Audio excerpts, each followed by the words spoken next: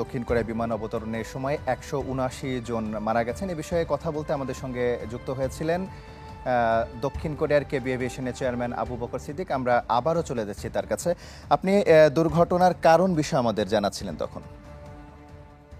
জি, যেটা বলছিলাম, যে কারণটা ওই পাখি বার্ড স্ট্রাইক করাতে প্রথমত ধারণা করা হচ্ছে।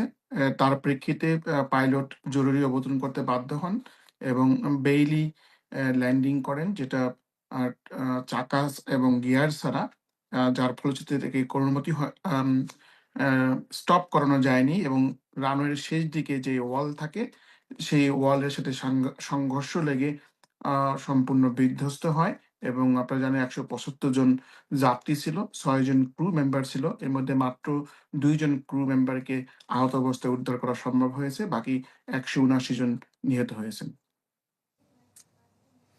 আচ্ছা, আপনার কাছে আরেকটা বিষয় জানতে চাই যে দক্ষিণ কোরিয়ায় এ পর্যন্ত কতগুলো এভাবে বিমান বিধ্বস্তের ঘটনা ঘটেছে?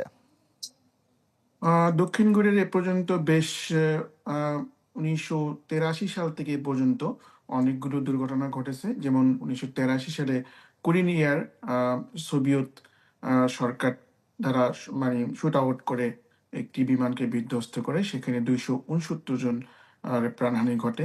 এরপর ১৯৮৭ সালে ১১৫ জন আ ইন্ডিয়ান ওশিয়ানে নর্থ কোরিয়ার স্পাই দ্বারা একটি কোরিয়ান এয়ারলাইন্সকে বিধ্বস্ত করা হয়।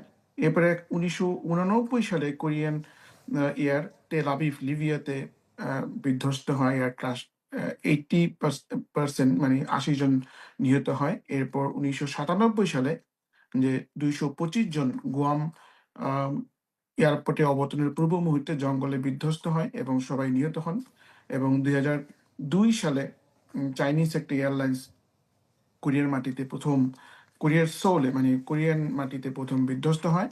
২০১৩ সালে আশিয়ান এয়ারলাইন্সের একটি সান ফ্রান্সিসকোতে একটি বিমান বিধ্বস্ত হয়। সেখানে ২ জন মারা যায় এবং বহু আচ্ছা, লোক আহত হন। এই পরিসংখ্যান থেকে আপনার কাছে আরেকটা বিষয় জানতে চাই যে এই যে সিরিজ বিমান বিধ্বস্তের ঘটনা ঘটছে সাম্প্রতিক সময়ে, সারা দুনিয়াতেই কিন্তু বিমান বিধ্বস্তের ঘটনা ঘটছে। এটা কি আসলে কোনো কিছুর ইঙ্গিত বহন করে কি?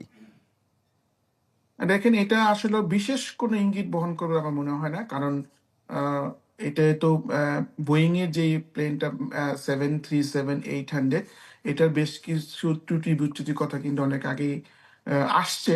পত্রিকার মাধ্যমে আমরা জেনেছি এবং বিভিন্ন সময় এই এই সিরিজটা কিন্তু বেশ কিছু দুর্ঘটনার কবলিত হয়েছে। আপনি জানেন আজকেও মনে হয় ৩ টি দেশে এরকম দুর্ঘটনা ঘটেছে। এটা কিন্তু এই সেইম সিরিজের বিমান বোয়িং এর। তো সেই জায়গাটায় ত্রুটি বিচ্যুতি আছে কিনা এটা তারা ইনভেস্টিগেশন এ বলতে পারবে। আ এই পর্যন্ত যদি আপনি ইনভেস্টিগেশন এর পর্যায়ে যান, যে ককপিটের সিভিআর এর যেই রেকর্ড, সেটার ২ টা সেটার সেটা সেটা হয়তো পাওয়া যাবে।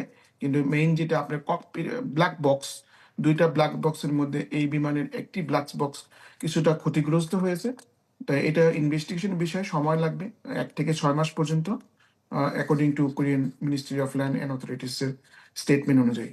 হ্যাঁ, জনাব আবু বকর সিদ্দিক, আমরা আশাবাদী যে বোয়িং এর এই সিরিজের দুর্ঘটনা ভবিষ্যতে আর ঘটবে না এবং তদন্ত সাপেক্ষে এটার হয়তোবা কোনো ব্যবস্থা নেওয়া হবে। আপনাকে অসংখ্য ধন্যবাদ আমার সঙ্গে যুক্ত হওয়ার জন্য।